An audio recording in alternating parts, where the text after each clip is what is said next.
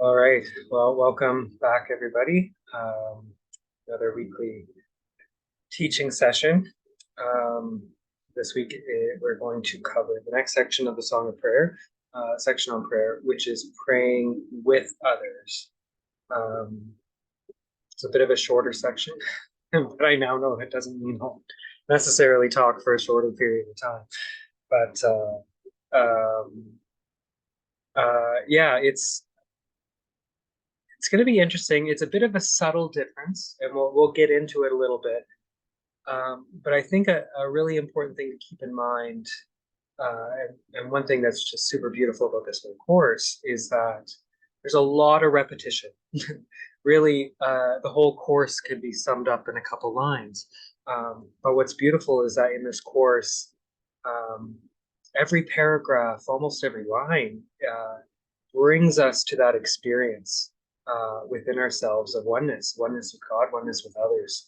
And that is the point of the course. It's not a course in studying the 1,200 pages or whatever it is, and learning all the different parts of it, right? Each one of them is a practicing of moving inward, forgiving, healing, and joining our wills with the will of God, which they already are, but remembering that that's the case.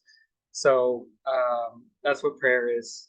And everything, like I said, it all converges. So there'll be some repetition, but what with the repetition in the course, what I love about it is that sometimes something else will click in a different section that didn't click in the other ones. And our egos, the truth is really simple. The truth is beautifully simple. This whole course is extremely simple, right? Which is that God is all there is, right? We never left.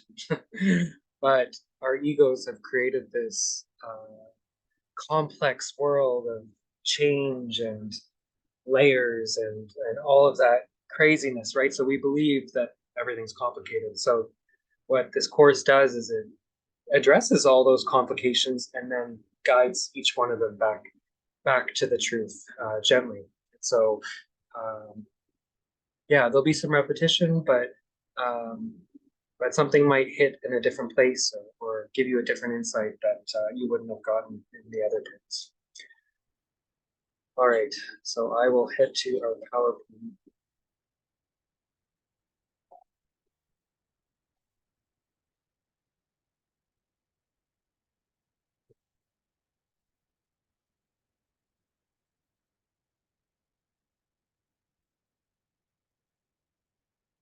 All right, so I'm going to do a little bit of review.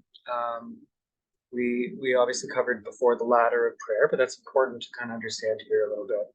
So basically, there can be layers in between, but essentially there's three different layers to the ladder of prayer. So the first one, and keeping in mind as well that prayer is not what you do when you sit down and you talk to God. That's part of it. That's one expression of it, but something we're doing at all times, which is wanting, asking, and praying, right? So on level one, we make the problems real. We're like, I actually am sick. Give me healing. My dog is sick. Please heal him, right? Um, or I'm broke. Please help me find money or get a job or whatever, right? So on that level, we make them real.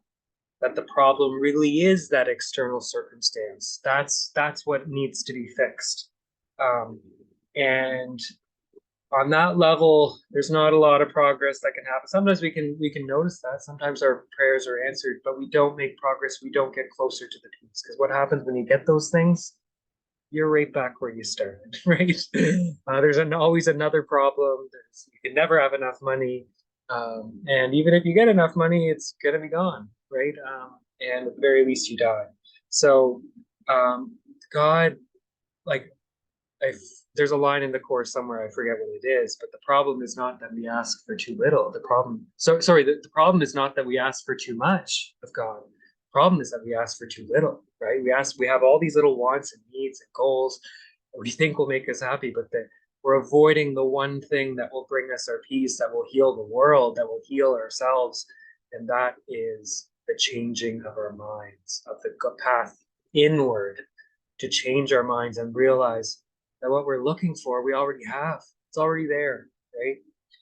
And so that's where we move into the second stage, which is where we start to realize that these things that we're getting in the world or the problems that we seem to have, it's never ending, right? If you look at the rabbit hole of the news or uh, politics or whatever, right? It's always a never ending barrage of wars, of problems, of corruption, right? And when does it end, right? And even if you solved one of them, it's just going to keep coming, right? And that's by design. That is not a fluke. The reason is because we dreamed it up that way to keep us distracted, to be like the problem is out there. And so in the second stage of prayer, we open up to that. We start to step back and move a little bit inward in our perspective. So we're still experiencing the upsets. We're still feeling sick. We're still worried about others that might be sick and or problems that are out there in the world. So the upset's still there, but we declare, I'm never upset for the reason I think, right? And so what we switch to is we pray for our mind to be healed. And that is moving to the causal level of healing, right? Of, Lord, help me to heal my mind that is dreaming up all of these problems. There we're getting closer to the source, right? And the fact is that in order for us to really heal, we need to know that we've been doing this to ourselves. So on this level of healing, which pretty much anybody who's, if you're following on along this long, that's probably where most of our work is focused, right? And so that's the work of forgiveness, causal level of healing, which is also forgiveness, and the remembering that I am, right? So remembering our loving presence, our holiness, our true nature as consciousness, right? So moving in that direction. The third level of prayer, not a lot we need to do there. It's kind of the result of the second level. But on that level, essentially we remember that we're one with God and with one another. And we can have little glimpses of this, right? Where that's where the peace comes in and you know that everything is okay, right? Not because your dog's not going to die or whatever, and I'll talk more about that later.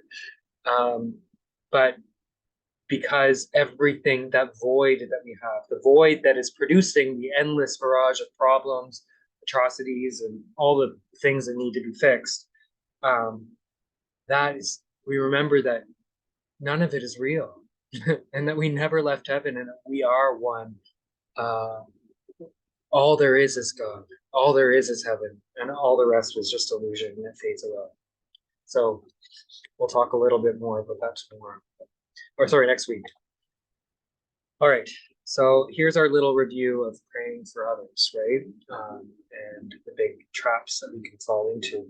This one was a bit complicated, touches on a lot of topics, but it is kind of analogous to forgiveness, right? Because forgiveness is really involved here. But again, so what's happening here in our little diagram is all of this is happening within the dreaming mind. And within that dreaming mind is a dream of lack, of problems, of feeling of that dreaming mind believes that it's separate from God, right? So it's filled with this deep lack, this shame, this feeling of something is horribly wrong. And either I did it or somebody else did. So it comes with guilt and just it's this deep pain that we all feel within ourselves. And so what does that mind do? It dreams up a whole world where it can say that the problem is out there. The problem is not me.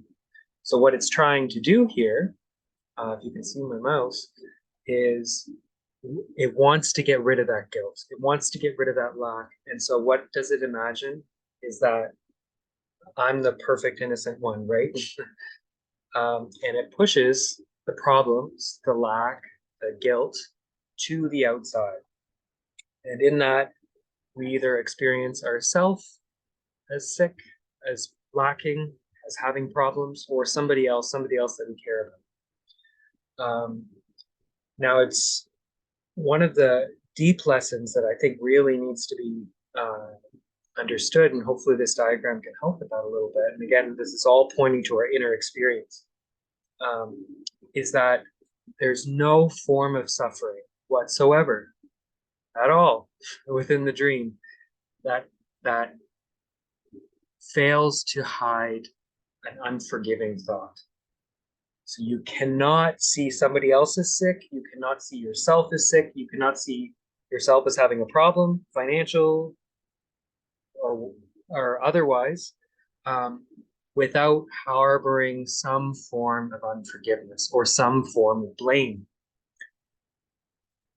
And I invite you to go inward and to look at that. Look at a problem, and honestly, it becomes very clear when somebody close to you, right, is sick or ill, and it's a really big problem, right? And it's kind of incredible how you can start to feel the blame coming in, right? So I'll give you guys a little bit of a story about what's going on with me this week. We've had, oh, all right. Can you guys still hear me? Can somebody give me like a thumbs up or something? Sorry, I don't know what happened. My internet seemed to be fine. Okay, you guys can hear me. Okay, sorry about that. So share my screen again.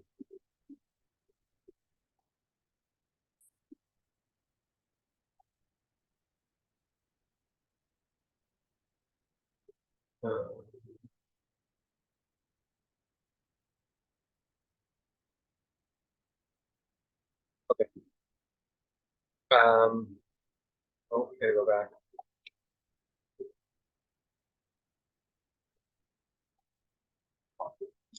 Okay. So yeah, I think I was okay. Just like cut out again. What's happening here?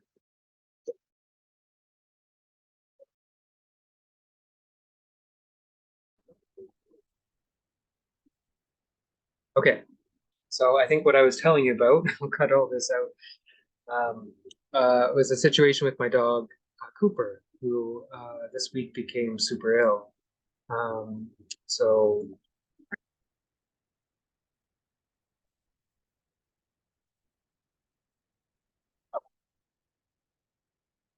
all right, I think we're okay. So my dog Cooper got super ill this week. He actually last Sunday he swallowed a bag that had some butter on it that I gave him. I didn't. I thought he would just lick it off, but he ended up swallowing the whole thing.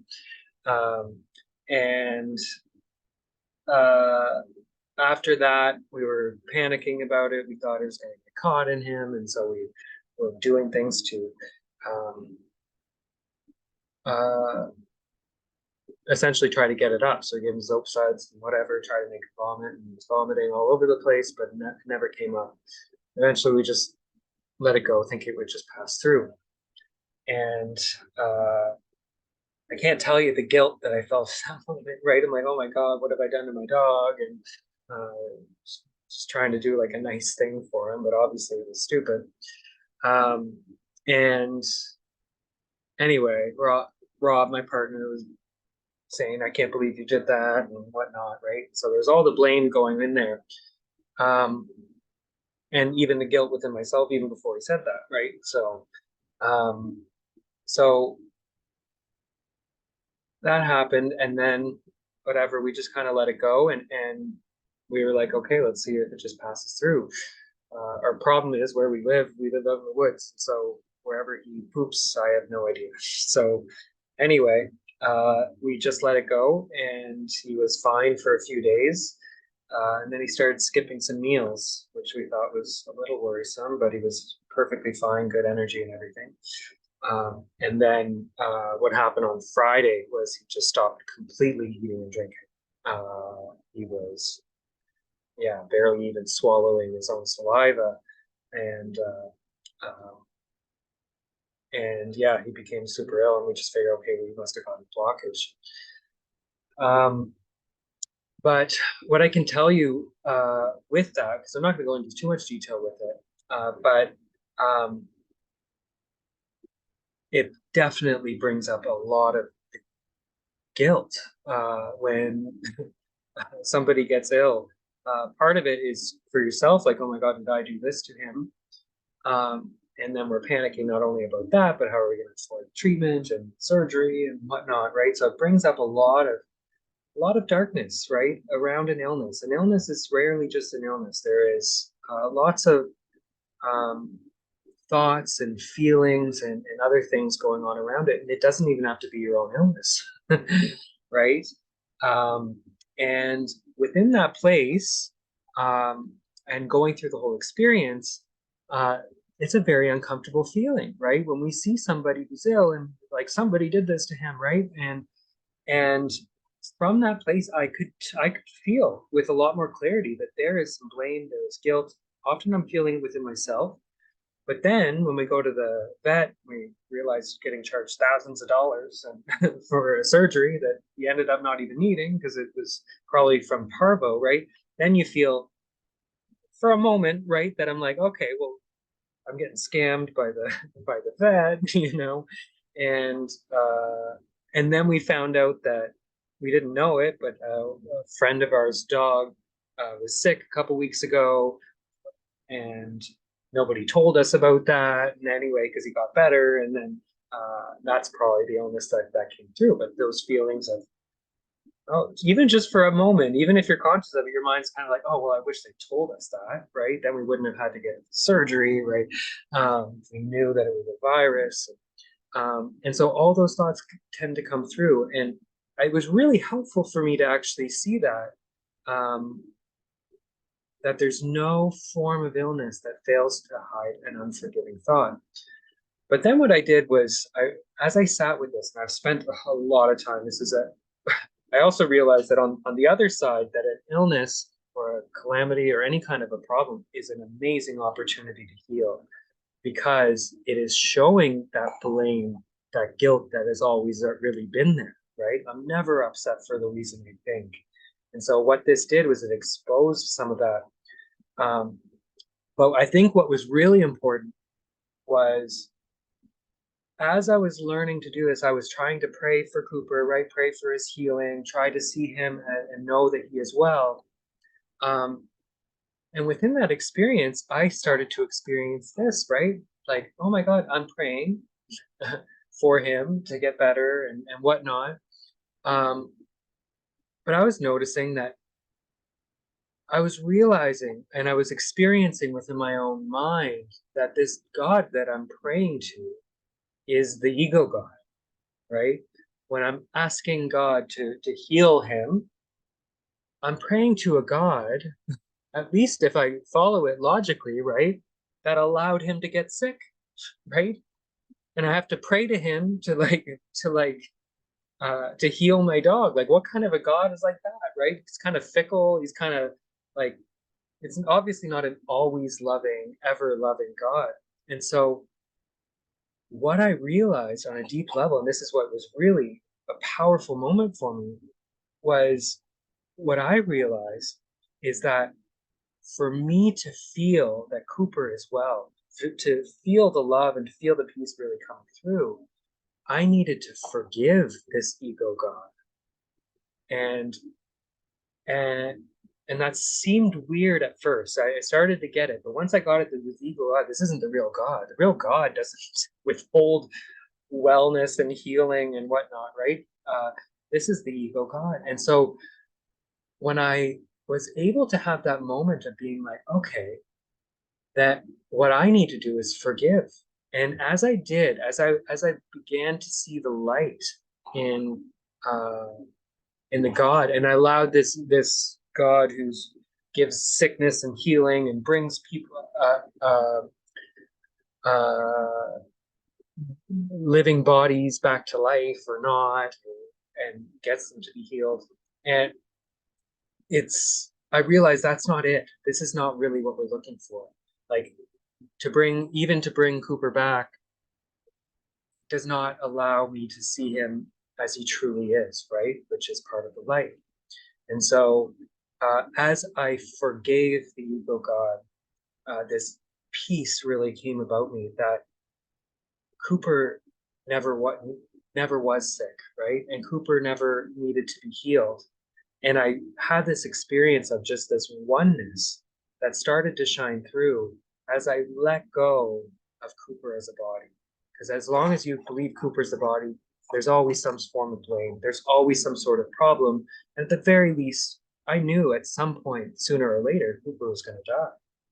And so this level of praying for others really is something that needs to be healed because it still has guilt within the mind. And that guilt we've just passed on to the ego God, or you're going to pass it on to the veterinary system, or you're going to pass it on to the neighbor who got him sick, right? So this form of praying for others, right? Please fix him. You know, I'm praying really, really hard. I'll be a really, really good boy, and then God will heal Cooper, right? It doesn't work, right? It's the same as forgiveness to destroy because you're shifting the guilt around and you're declaring that the illness, that the bodies are real. And so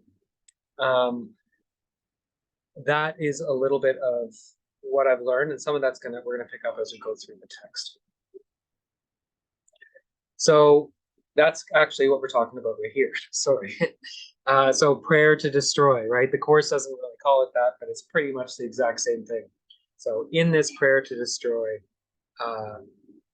when we're talking now about praying with others, right? So even if we're talking about others, and that's what I did, I goes getting other people to pray for Cooper, pray for his recovery. And I did that, and there's nothing like wrong with it. It's just, it doesn't do the trick on that level. There is a form of prayer that does help, but in this prayer with others, right, where we join in others to pray for Cooper so that they recover, or whatever problem that we seem to have. In that is this when we're praying with others, with Cooper, whatever, is we take on that person's sickness, and so like, oh, Cooper is one with us, so we are praying for him that he gets better. It could be another person, whatever it is. But in that, you're still declaring that the sickness is real. Oh my God, you are really sick. We need to fix that. You know what I mean? Like, and so it's making the error real, and it continues with the guilt of believing that the God is this fickle being that allows sickness, and then sometimes if you're really good, he'll make it better. It keeps the guilt within the mind. So the only real means of healing is when we move beyond that. We need to heal the guilt. We need to, when we forgive, when we see the light in all these people who are scamming us, who were negligent and didn't let us know, or whatever, right? Or the God that is withholding healing. Forgiveness is really key. And when we see the light in those people, when we heal the guilt that was really the cause in the first place, the guilt and the blame, then the inevitable result is healing and seeing the light. So this is what happens in true prayer with others. When we join with others who have the problem, or just others in general, on that level, we heal the guilt within the dreaming mind of the dreamer. And as we do that through forgiveness, seeing the light in those we feel are to blame for the problem.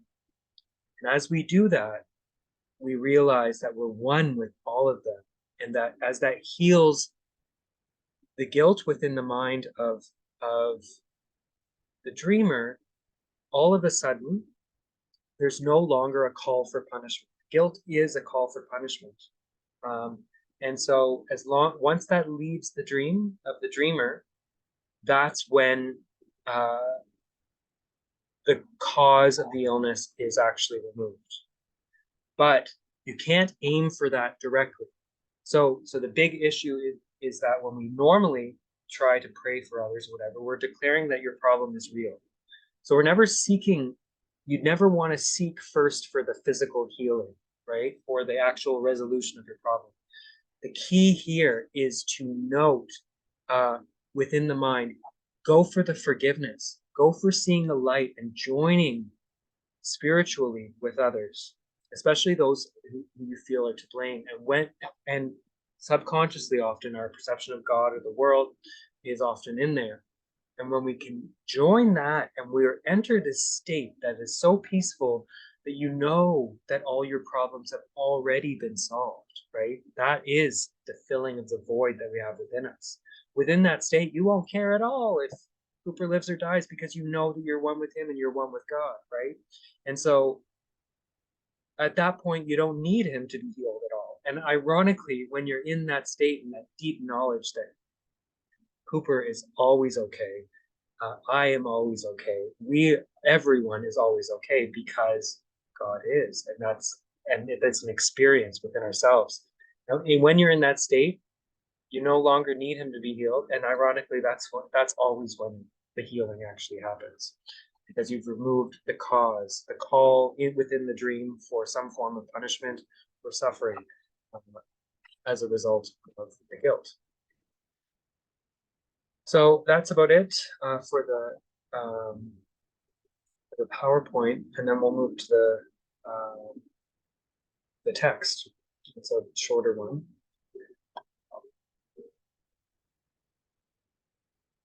Okay. All right. So praying with others. Until the second level at least begins, right, where one cannot share in prayer. For until that point, each one must ask for different things. But once the need to hold the other as an enemy has been questioned, and the reason for doing so has been recognized, if only for one instant, it becomes possible to actually join in prayer. Enemies do not share a goal. It is in their enmity. It is in this their enmity is kept. Their separate wishes are their arsenals, their fortresses in hate. The key to rising further still in prayer lies in this simple thought, this change of mind. We go together, you and I.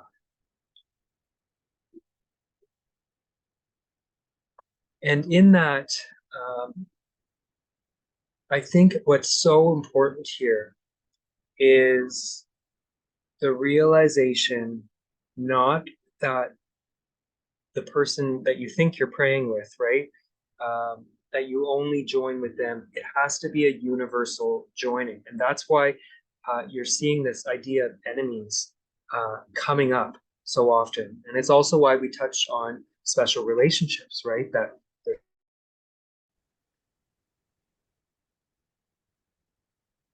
Hi guys, sorry about that. I think I remember from earlier today, there's a big ice sheet that is crossing just in front of my Wi-Fi extender coming off the roof. And I think that's why my Wi-Fi is problematic. So I'm gonna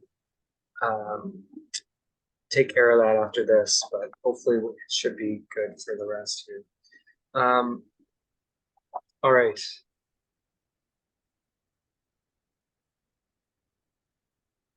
All right. Yeah. So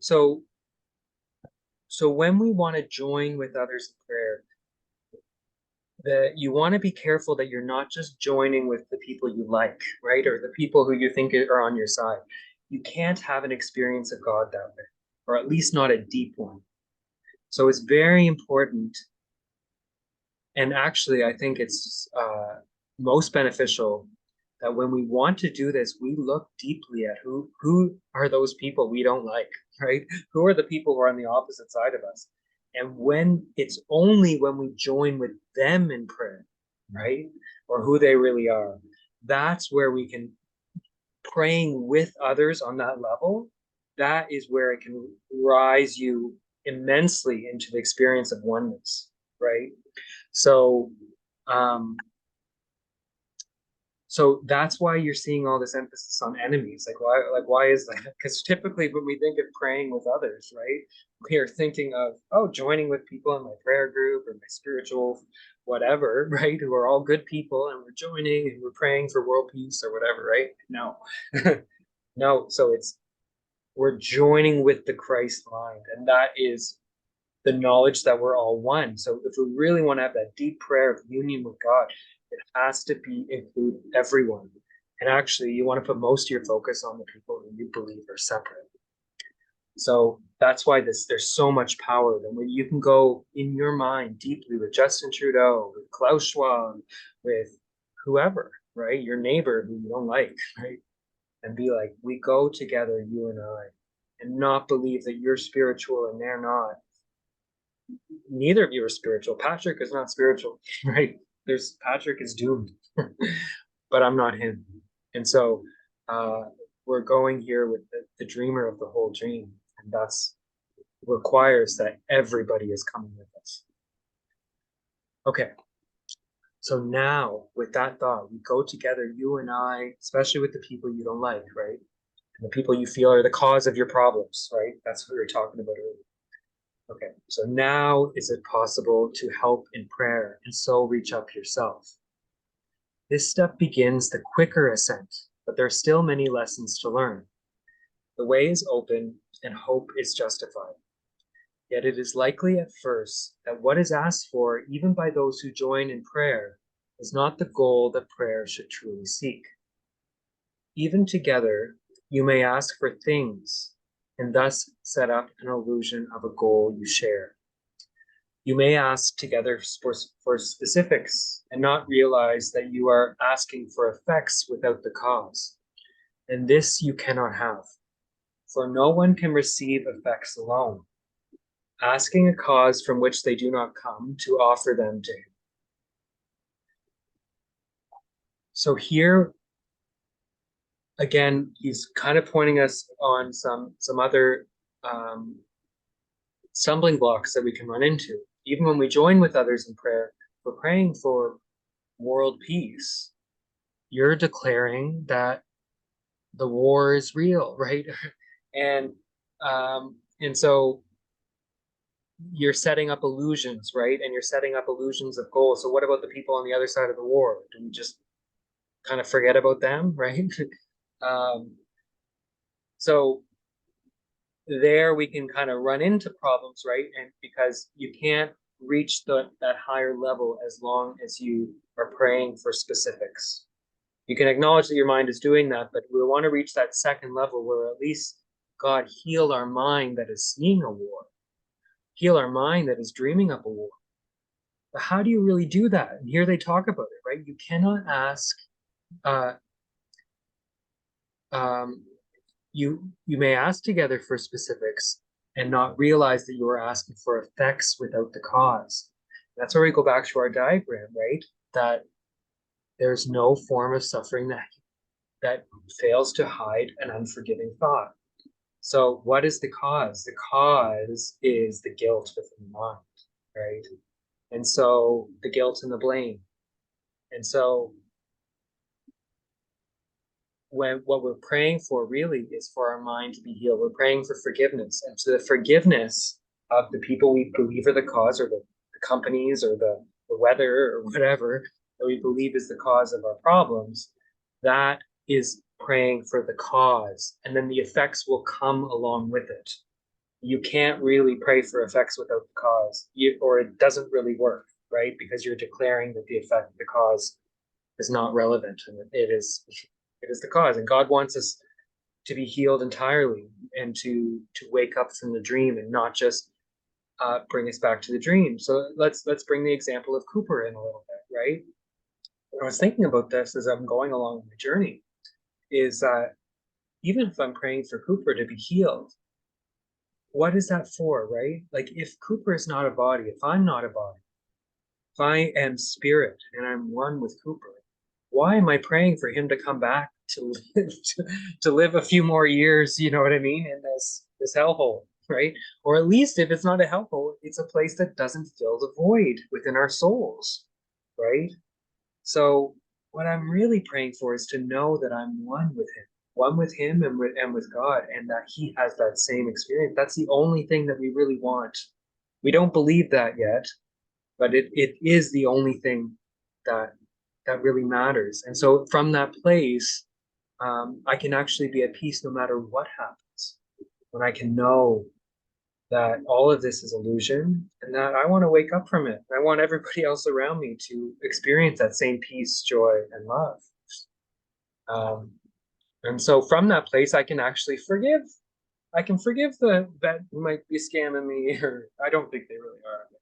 But I'm just saying that those are the feelings and thoughts that come up, right? Or the neighbor's dog that got him sick and whatnot. Those come in, but they're just trying to shift the blame. But when I know that the goal of all of this is oneness, is remembering who we really are, and in that case, Cooper's sickness can only serve to help that. And from that place, you can have gratitude, gratitude even not knowing what's going to happen, right? Gratitude even if you're going to be broke, right? Because all of it is helping us to bring up the guilt and bring in the forgiveness, and that's what's going to bring us home. Okay, let's keep going. So even in the joining then is not enough if those who pray do not ask before all else, what is the will of God? From this cause only can the answer come in which all specifics are satisfied. All separate wishes are unified in one. Prayer for specifics always asks to have the past repeated in some way. What was enjoyed before or seemed to be, what was another's and he seemed to love, all these are but illusions from the past. The aim of prayer is to release the present from its chains of past illusions, to let it be a freely chosen remedy from every choice that stood for a mistake. What prayer can offer now so far exceeds all that you asked before that it is pitiful to be content with less. And that is powerful. That's kind of what I was saying a little bit, right? When you have this experience of oneness, when you have this experience of remembering who we are, how could I hope for Cooper to have a few more years in this life, right? Putting up with us, you know? Um, it goes so far beyond what we could possibly ask for as an ego, right? That I have enough money in the bank or whatever, right? That's declaring that the illusion of my life and this body and my bank account are real. They're not. And so those are idols that I've set up for myself, right? And and so when we enter this level of prayer, when we ask for what the will of God is, the will of God in the traditional Christian sense is like, oh, Cooper died, that was the will of God, blah, blah, blah, right? Or he doesn't, he lives, and that was the will of God, right? And that's not it. That is not it. Like the will of God is something so much more powerful and so much more fulfilling. And that is the will of the ego God. Sometimes you live, sometimes you die, right? Sometimes you're rich, sometimes you're like, that is the will, that is the ego God. He is just that is it is a parody or a farce, right? Uh, the will of God here that we're talking about is powerful. It is the greatest gift we could possibly ever have, and it is always present now. It is always here, and all we need to do is choose it. And granted, we really don't want to. We want to believe in this world because you have to face those other layers, facing the guilt before you can heal it. But um, yeah, so when we enter that, when we ask, heal my mind that is seeing all of these things around me as problems, heal my mind that sees the world as guilty, as Tibet is guilty, as whatever, the whole monetary system is guilty. Or the one that sees the ego God as guilty, who's withholding healing from my poor pet, right? So this when our mind is healed and we can see the light and that it's here right now, everything we ever wanted and far beyond is here, not only for us, but for everybody else as well. This is not a selfish journey. We are healed. That healing comes to the one mind behind all of us. All right, let's finish it off a little bit here. So, you have chosen a newborn chance each time you pray, which is every moment. Would you stifle and imprison it in ancient prisons when the chance has come to free yourself from all of them at once? Do not restrict your asking. Prayer can bring the peace of God. What time-bound thing can give you more than this? In just the little space that lasts until it crumbles into dust. Nothing in this world, not life, not physical healing, nothing compares, right, to the peace of God. And so when you see that, the irony is that when you see that, when you experience that within yourself, and you join in bringing that to others, you could never ask for like really, and I still ask for things within the world, but I still need healing. But you couldn't ask for that. You wouldn't even wish for your dog to be healed, right? You know, and the fact that I'm asking my dog to be healed means I'm not really experiencing that enough, right? Enough for it to be my dominant experience. But our problem, like I said, is not that we ask for too much. It's that we ask for too little. And and as we join with others, but especially joining with all others, not just the ones that we're our friends and they're helping to pray for us. You can do that. There's nothing wrong with that. And that can be powerful in some ways, but we're talking praying and joining with the ones we believe are the cause, the ones who bring our misery, or we think do. It's our own guilt within our mind. As we heal that, we see the light within them, we join with all our brothers. That's when this portal opens up to seeing the light and seeing the unity. Can't see the unity of joining with others when it's just the ones you like. Doesn't work. You can try it, but it won't get you too far. When we join with all in a universal, indiscriminate way, which means specifically with our enemies, that's when the power of forgiveness brings the healing. All right. So that is it for that section of the Song of Prayer. If anybody has any questions now, feel free to ask. If not, we'll move on to the meditation.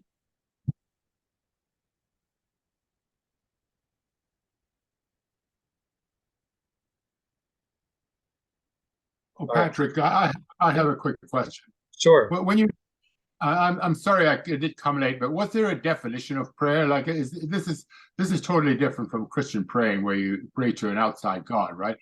So, yeah. My understanding is that if I, what I think about or what I concentrate is my prayer. What I'm thinking about or what I'm focusing on is my prayer. Yeah. Is that right? Yeah, you're right. Yeah, and that's what it. Yeah, that's kind of the definition that we have here. So what it is it is our will. What do we want? What am I thinking about? What am I producing? Whatever you're focusing on. So it is something you're doing 24 hours a day, right? So what this is, these practices is not of sometimes you pray, sometimes you don't. This is of changing that prayer, opening up to another level of prayer. So that's why they call it the ladder of prayer. So we're always praying 100% of the time, right? So this is wanting, you pray to the God of fitness by going to the gym, right? You pray to the God of money by going to work, right? So these are all things that we do. We think we do something within the world to get that. And one of them can be Christian version of prayer, right? Which is of praying to the God outside of us to fix something within our life. And so that's doing something, but it's the wanting.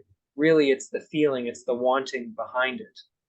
And so as we step up the ladder, the second level of prayer, right, is of opening to that the problem maybe isn't out there, right? And what I want, maybe it's the healing of my mind that sees these problems, right? And that's the level where most of us are, if we're doing spirituality or whatnot, of starting to see the problem is within the mind. I'm seeing this wrong. There must be another way of seeing this. And that's the level of forgiveness and other things, which is of changing our own mind. And that's what leads us slowly from outward to the inward path, to seeing that first that the problem is within our own mind, and then eventually seeing that there is no problem. None of it ever happened. We are always and always will be one with God and one with everything we could possibly have ever wanted, which is heaven. I made it all up anyway. I made it all up myself. Yeah, exactly. Yeah. And that's what happens at the third layer, where all of it disappears and we just are in oneness. So from the bottom layers, there's an external world. I want something and I need to do something to get it. From the second one, we get a little bit closer that maybe my mind is the problem. So there's still a feeling there's something needs to be fixed. We need to forgive something. We need to heal something within the mind. We need to change our thoughts. So there's still a feeling that something has to be done. And then at the last one, we realize nothing has to be done. Nothing ever did, but the second level is the waking up process. Thank you. Thank you very much. Yeah, no problem. Okay. So I'll share my screen a little bit here.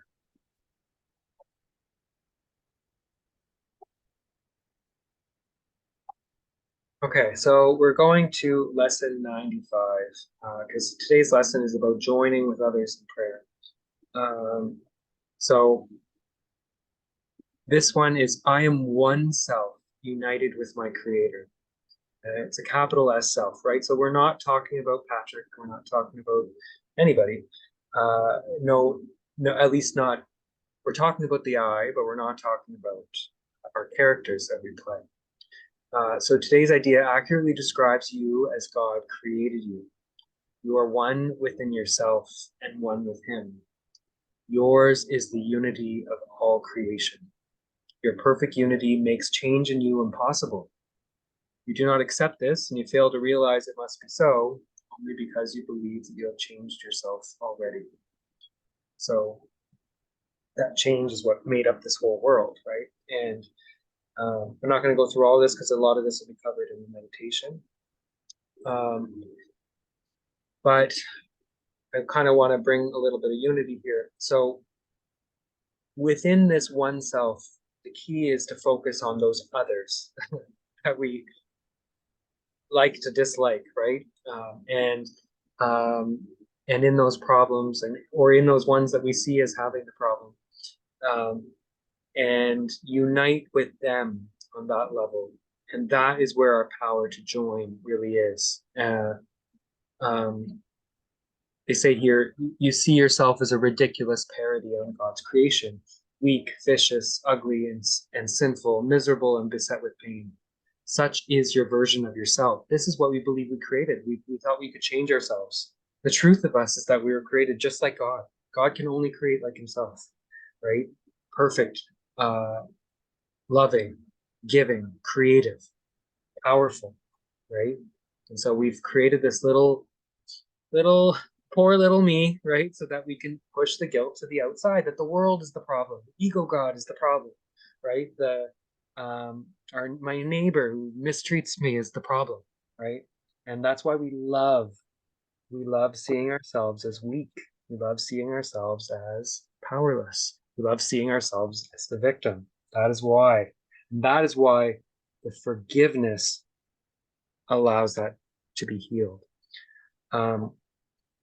But think of this as well, not just of yourselves, but of those you love, of those you identify with, right? Your pets, right? They're just poor little weak Cooper, or whatever group you side with in the Middle East, right? So think of it that way. But I just want to point you to one thing as we go through this meditation.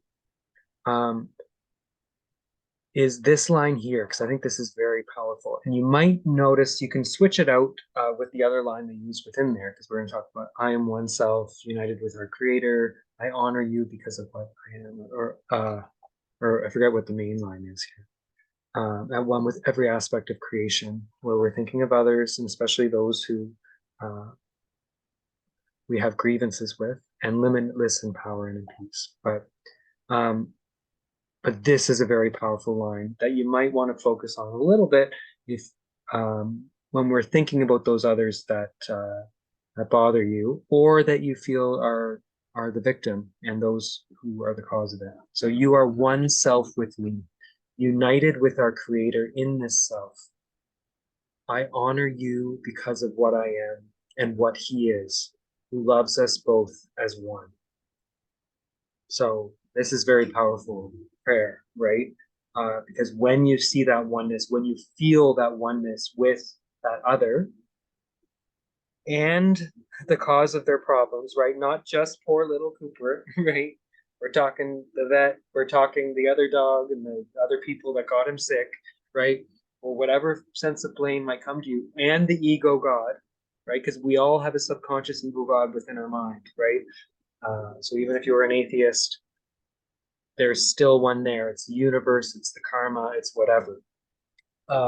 So it's important to bring that in there. You are one self with me, united with our creator in the self. You see the light. And that's what brings it in, that experience. Okay, I just wanted to point that out, just as if that works on, I often find with these meditations, sometimes it can be very beneficial to do the second person and the first person. So, for example, one of the lessons is I am not the body, I am free. I am as God created me. That can be very powerful, but sometimes it doesn't really click. But then when you use that on somebody else, it really shines through. You are not, and when I think of somebody that I'm concerned about or whatever, or that I need to forgive, you are not the body. You are free. You remain as God created you. And when you give that energy, often that can be the trick to feeling it for yourself. So that's just one little trick of the trades. You can kind of, as you're going through it yourself, can really. I love that. I love that. I love that. Okay, awesome. Yeah, it's very. I got a lot of breakthroughs that way in places where I got stuck. Yeah. Okay, let's go to the meditation. So I will. This is Beyond the Matrix here. So I'm going to put the link in the chat. If you get better audio and you want to play it on your own, feel free. Otherwise, I'm going to play it here.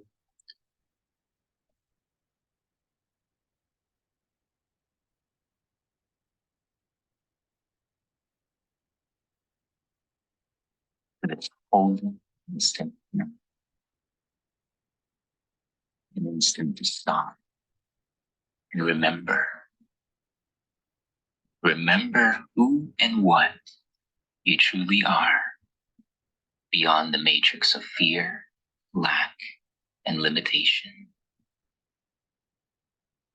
All that seems to limit you in this world is only an illusion that demands your continued belief and attention in order to have any power over you. Now is your opportunity to let go of whatever stands in the way of your complete awareness of your true and original self. Before we begin today's practice, make your intention clear in your mind. What are you letting go of that has been in the way of your freedom and fulfillment? I'm letting go fear, doubt, and forgiveness. What are you embracing that is in alignment with your desire to awaken to your true self? I am embracing love, trust. Take a moment to write your intention in the comments below, now or after your practice. Share them to solidify your intention in your own consciousness and in the world.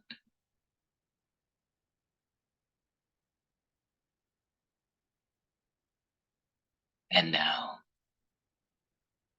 sit back with your spine upright. Get comfortable and take a deep, slow breath.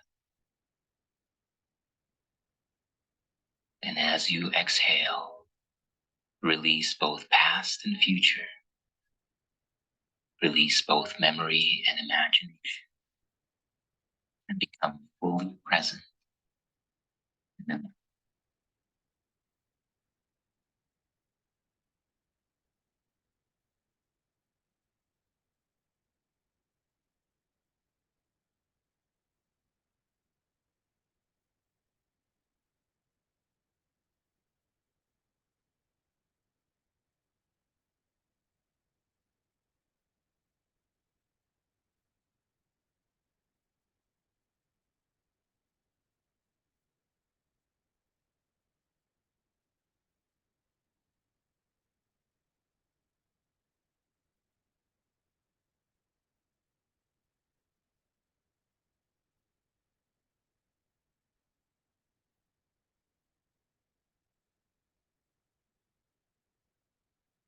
Hmm.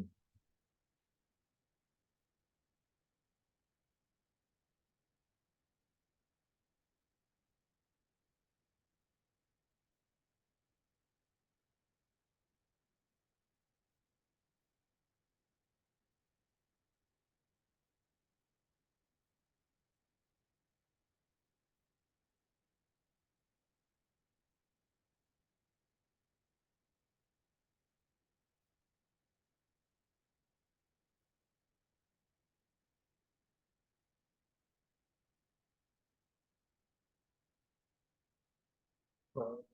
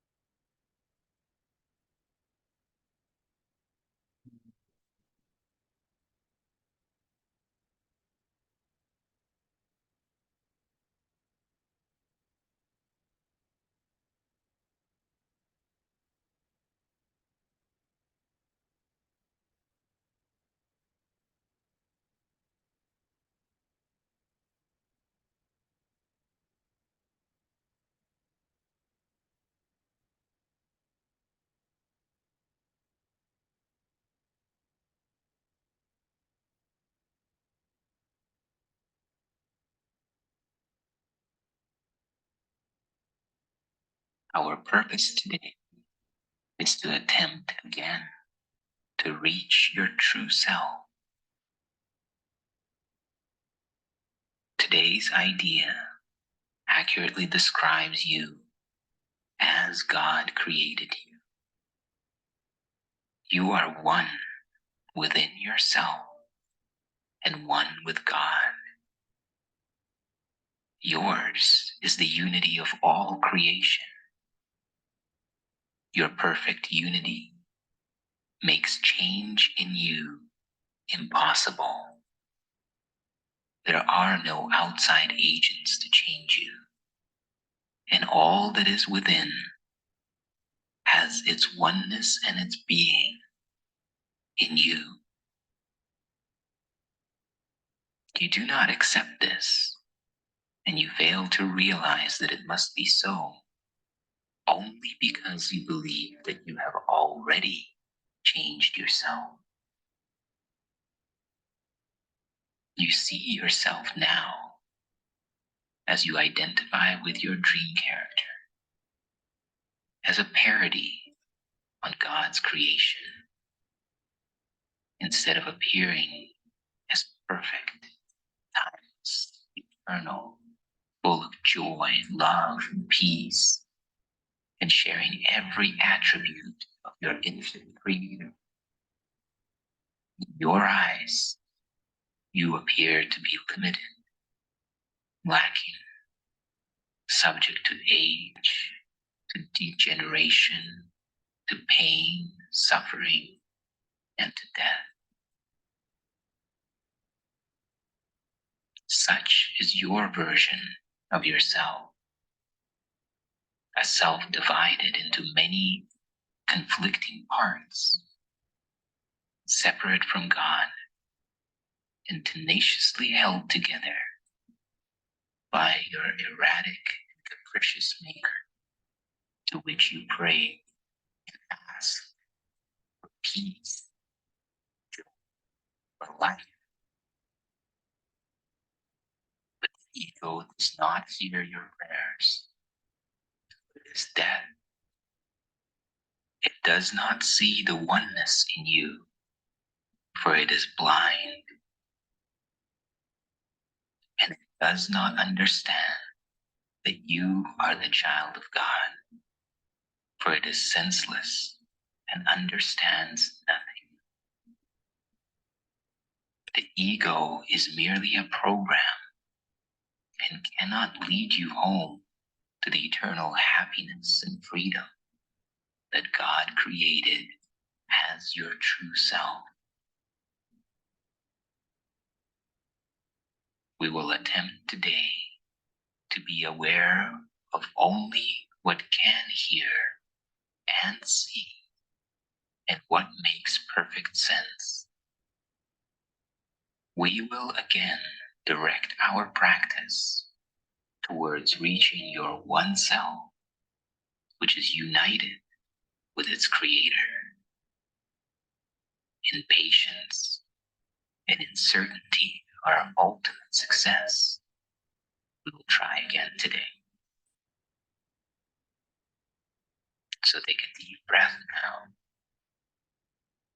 And as you exhale, allow your mind and body to relax deeper into this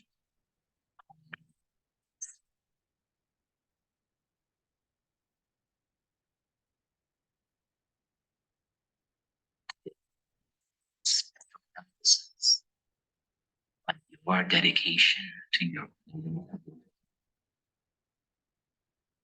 Understand that every aspect of the dream matrix, including your dream character mind, is programmed to continue its existence. And its existence is borrowed from you. It is borrowed from your true self. And as long as you continue to give your attention, as long as you continue to enforce, allow the ego thought system to direct your mind, you will continue to reap the fruits of the ego thought system, which are only lack, fear, and limitation. The use of the first 5 minutes of every waking hour for practicing the idea for today has a special advantage at this stage of learning. If you have already recognized your difficulties with sustained attention, you must have also noticed that unless you are reminded of your purpose frequently, you tend to forget about it for long periods of time. You often fail to remember the short practice periods in applying the idea for today, and you have not yet formed the habit of using it as an automatic response to temptation. There may well be a temptation to regard the day as lost when you have realized that you have already failed to keep up with the practice. This is not true and should merely be recognized as what it is: a refusal to let your mistakes be corrected and unwillingness to try again. The Holy Spirit, as your inner guide, is not delayed in his teaching by your mistakes. Every mistake that you can ever make will be used in service of your awakening if you allow it to be so. The Holy Spirit can be held back only by your unwillingness to let your mistakes go.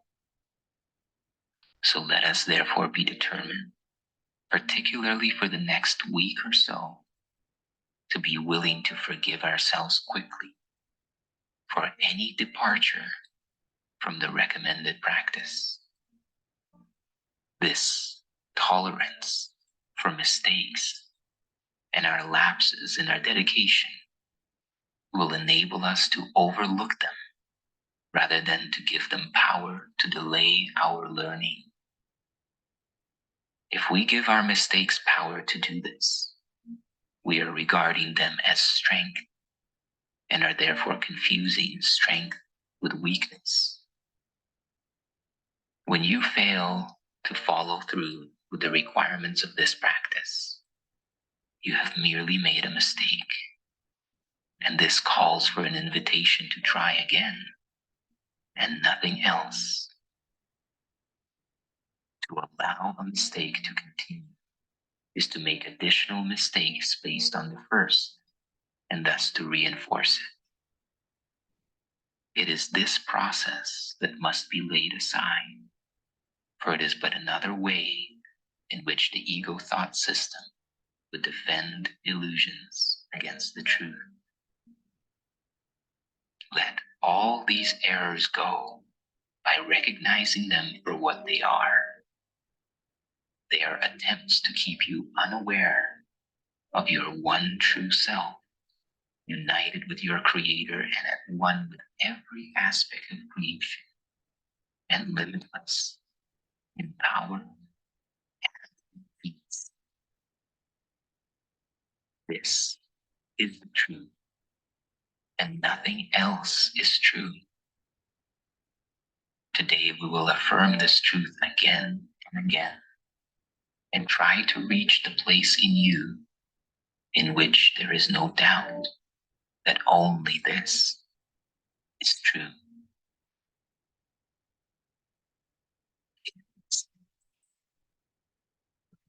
Dedication, devotion to your true self, to your awakening, is an invitation to leave suffering behind, to leave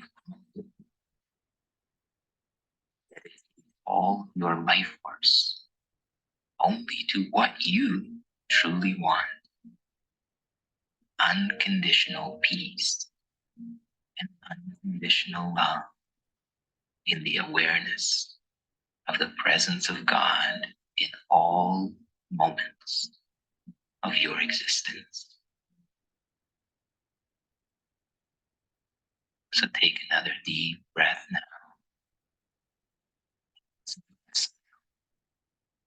Your intention to make contact with your true self.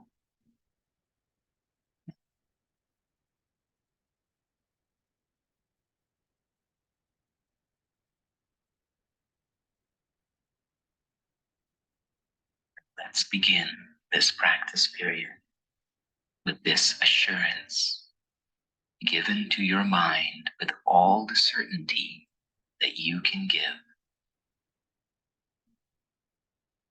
I am one self united with my Creator, at one with every aspect of creation, and limitless in power and in peace.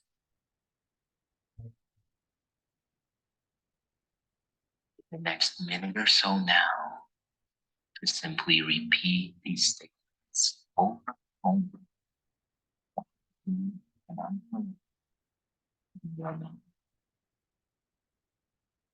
And allow this affirmation of the truth about you resonate within your consciousness. As you do so,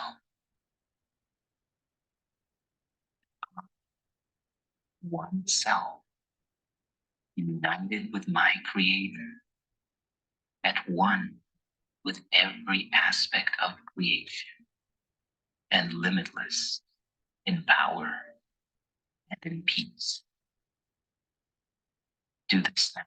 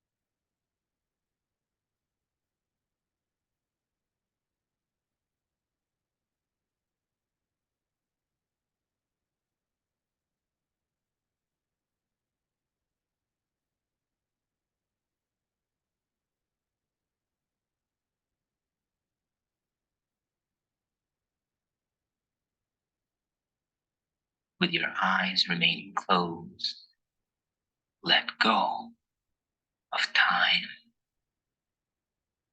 Let go of all contact with past and future.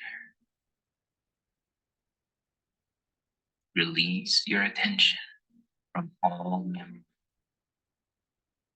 all emotions. Tell yourself again, slowly and thoughtfully, attempting to allow the meaning of the words to sink into your mind and replace all false ideas. Say, I am one self. Several times, and then attempt to feel which the words convey. Do this.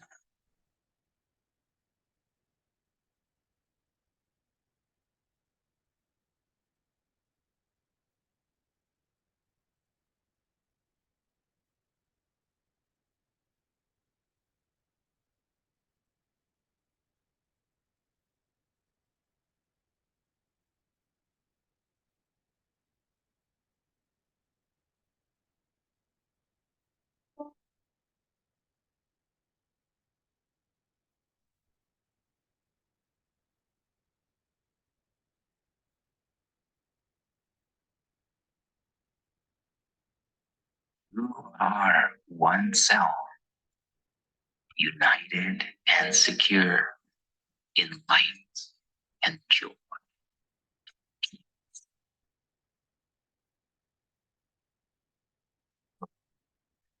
It's one self,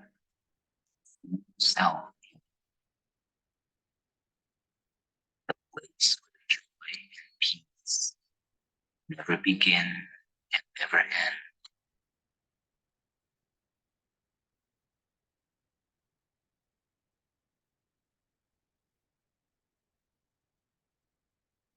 You are one self with the one Creator and having only one goal: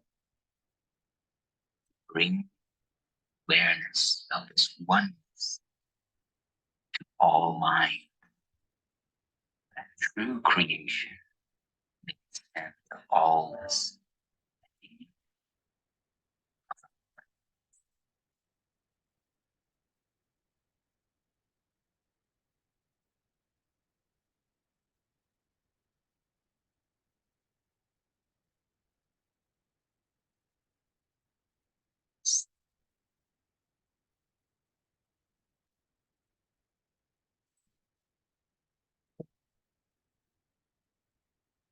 Power to lift the veil of darkness from the world.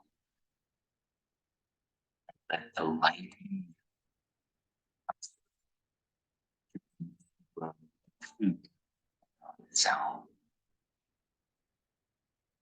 that all things are made of this one mind.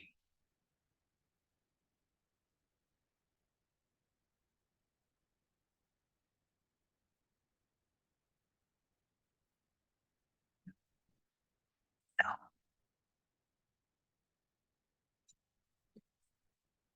all there is, all there ever will be,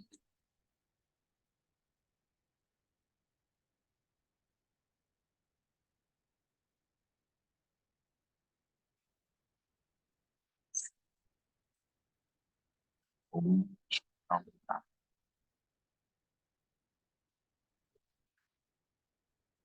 all of creation itself. And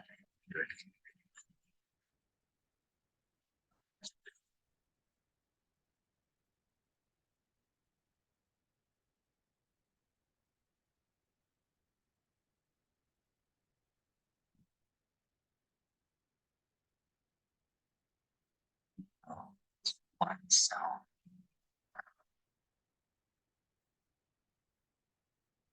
Let it shine away all of your illusions, your doubts.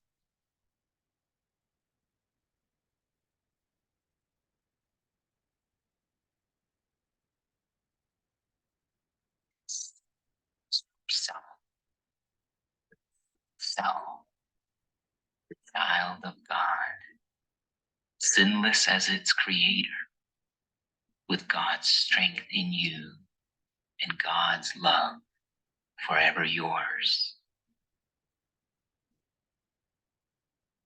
You are one self, and it is given you to feel this self within you and to cast all your illusions out of the one holy mind, which is this self, the holy truth in you.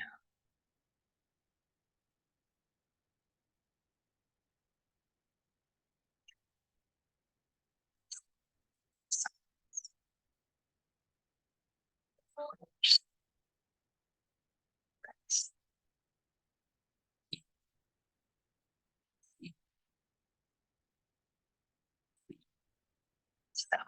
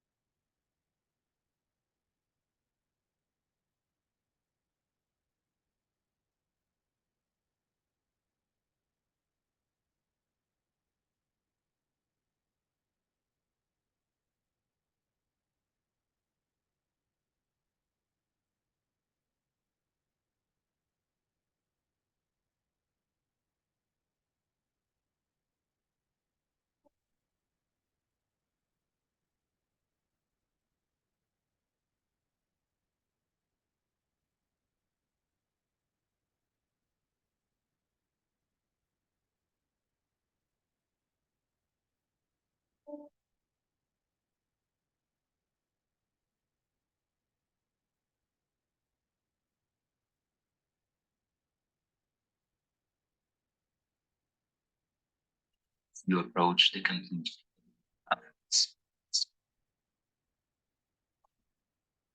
slow and full. Breathe all the way to the top and hold it as you behold the intention now to integrate the fruits of your practice into your thought system. As you exhale, relax and release and allow the integration to take place. And remember to bring this idea with you into the rest of your day. Do not forget today. The world needs your little part in bringing happiness to all beings. And heaven looks on you in confidence that you will try to do. Share then in its certainty, for the certainty of heaven is yours. Remain vigilant on behalf of truth today. And repeat today's idea as frequently as possible, understanding that each time you do so, someone hears the voice of hope, the stirring of the truth within their mind, the gentle rustling of the wings of peace. Your own acknowledgement of your one true self, united with your Creator, is a call to all the world to be at one with you.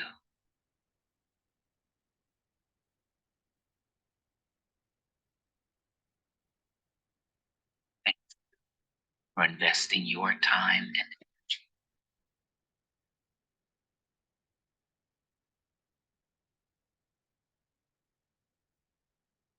All right. That's pretty powerful. It did go into quite a bit of detail. I think that was one of the lessons. Every once in a while, they'll kind of be like encouragement for how to do the course. So that's lesson number 95. So I went into a lot of the practice, right, of doing this once an hour or whatever.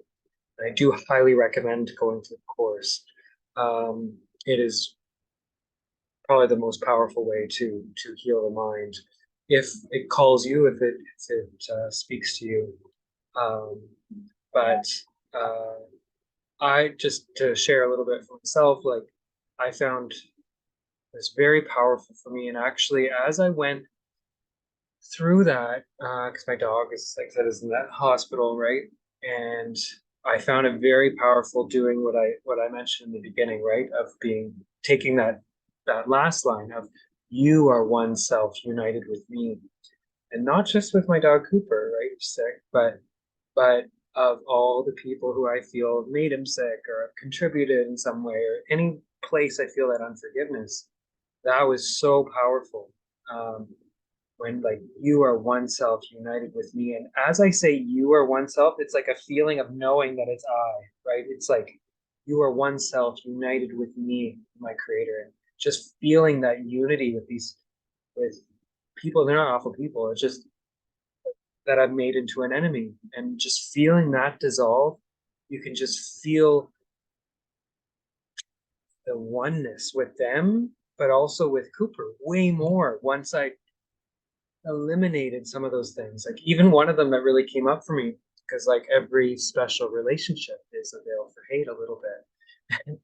I have to admit it, my love for Cooper, who's just so like he is my favorite. You have a special relationship for sure, but he is this little bit of a veil for hate for my other dog, who is much higher need, crazy anxiety, who definitely gets on my nerves quite a bit, right? But I was able to use that a little bit there and see, okay, like some of that special love is hidden in that annoyance with my other dog. And as I brought that actually to Timber, right? Even Timber and all of his craziness, you are one self united with me and my Creator, and feel that love. Obviously, I have love for Timber, but even through the annoyances and the upsets, and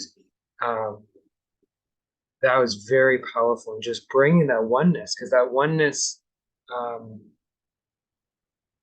when we eliminate and we get rid of the illusion of enemies, of grievances. It's so powerful.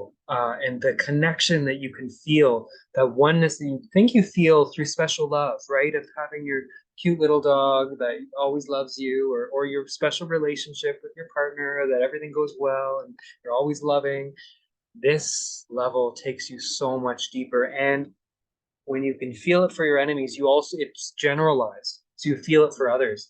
You feel that deep oneness connection of knowing that you are one with them, and that love come flowing is unconditional, including for those people you have special love for. Um, it heals that as well, right? That the unconditional love is so much deeper, so much more satisfying, and so much, and it can never be taken away. You can be dead and you'll still feel it just as much, because really death is just an illusion. So anyway, that's very powerful practice, a way of joining